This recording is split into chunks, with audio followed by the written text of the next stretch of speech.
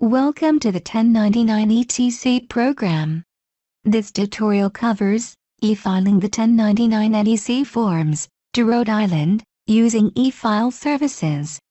To begin, the pair ABC payroll has been created, and the 1099 NEC form data has been entered. The following information will be needed when e-filing the 1099 NEC form to Rhode Island. Please make sure to have this information available. This is the main menu. To continue, select e-filer. This is the e-filer menu. Select e-file services. Now click OK. In order to use the e-file services, you will create an account with a user ID and password. The user ID can be up to 30 characters in length. The password must be at least 10 characters in length, and include one uppercase letter and one number. This information logs you into the third-party system, so that you can submit the information for processing. The login information that is entered should be for the user that is submitting the data. All fields in red are required, the others are optional. You can also elect to remember password, so that you will not be prompted to enter it during the e-filing process.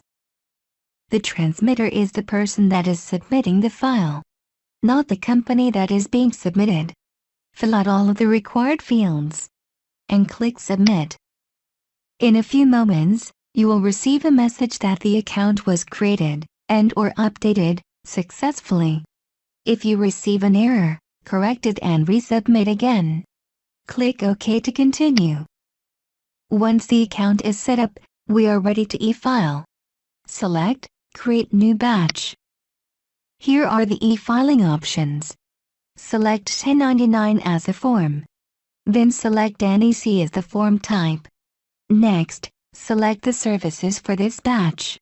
Select e-file to state, and then Rhode Island. Click OK. This is the transmitter screen. Filling it out is optional, except for the transmittal type. Select Original File Sent to the IRS and click OK. Next, check the pairs that are to be included in the e-file. Multiple pairs can be selected. For the tutorial, select ABC Payroll. Click OK.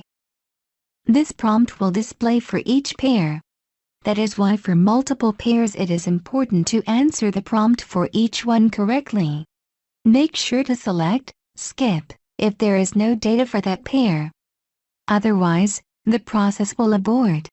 Click Process. Rhode Island requires additional information. Fill out the information on the screen and click Next. At this point, the forms are being checked for any errors or warnings. If there are any errors, they must be corrected or the batch will not be created. In most cases, you can still file with warnings, however, you can go back and correct them as well. If you had other pairs to process, select Process More Pairs. This will take you back to the Select Pair screen where you can select other pairs to include in the file. Be very careful when selecting pairs. If you accidentally select one that is already in the batch, the data will be duplicated. For the tutorial, select All Pairs Processed. Click OK. If there are warnings or errors, please view or print the activity output. The report will list the warnings, errors and the record numbers where the errors occurred. That information is used to correct the records in the W-2 or 1099 forms filer. Click Quit to continue. At this point, the 1099 NEC forms are ready to be submitted to the third-party vendor. The amount of time that it takes will depend on the number of forms and your internet connection. After clicking Start, the forms will be checked for errors. Click Start. If any errors are found, you will get this message. The e-filing process is aborted when errors are found. All errors will need to be corrected. To view the errors, click OK. This is the error screen. The errors will be listed at the bottom. In this example, the pair address is missing the city. You will need to quit the e-filer at this time, and go into the W-2 and 1099 forms filer and enter the city on the 1099 form. Then restart the e-filing process again. Close the error screen. When there are no errors, the forms will be assigned a batch ID, in this case, 14097559. Its status is unpaid. At this point, the third-party vendor has the forms, but until the batch is paid for, it is not sent to the state. Please note that the per form charge varies year to year. The cost in the following screen are examples only. To view the current per form charge, please review the e-file services pricing guide on our website. To pay for the batch, check the box beside the batch number. Click Pay selected batches. If the batch is ready to be processed, confirm that the batch number is correct. Once Yes is clicked, the batch cannot be cancelled. Click Yes to continue. If the payment information has not been set up, the credit card information will need to be set up on a secure website. Click Add Card.